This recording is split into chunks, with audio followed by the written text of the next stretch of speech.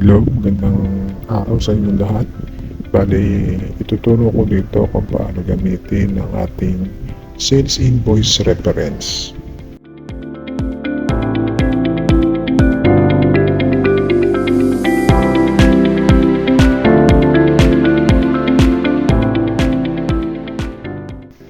So dito, ito yung ating platform. Pipili tayo dyan. Tapos ito naman yung ating date. Diyan din tayo mamimili ng ating date. Example dito ay June 1, Shopee. SI number 001. Tapos ito yung ating various item, 399. So, naka-various siya kasi hindi siya 500 pesos pataas. Ang solo invoice naman ay yung mga 500 pesos pataas. So, makikita natin sa order ID, solo invoice order ID, yung 799. Yan. So, nakaseparate po siya. Bali, ganyan lang po yung paggamit niyan. Kapag solo invoice, kailangan nyo pindutin yung order ID para lumabas yung solo invoice. So, ito naman, June 2, various item.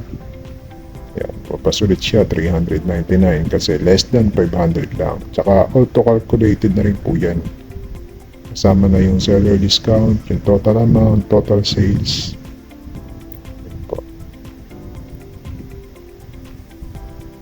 June 3. Yan, lumabas yung mga various item nung benta natin nung June 3. So, sama-sama sila kasi less than 500 lang siya. At yun nga, auto-calculated na rin po ulit yan. Hindi na kayo magko-compute pa dyan araw-araw. Ito naman yung solo invoice.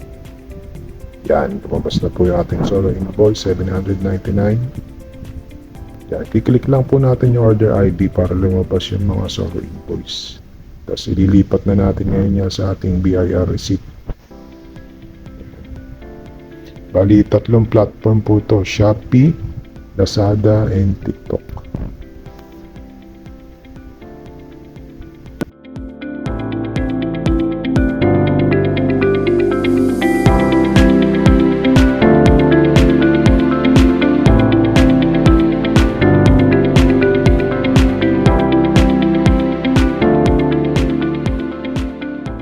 Ngayon, subukan naman natin sa Lazada.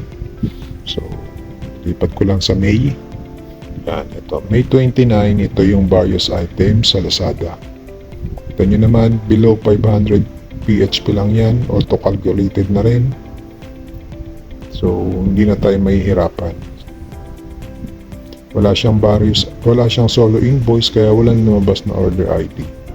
Kasi kung may solo invoice yan, lalabas po dyan ang order ID kapag click natin.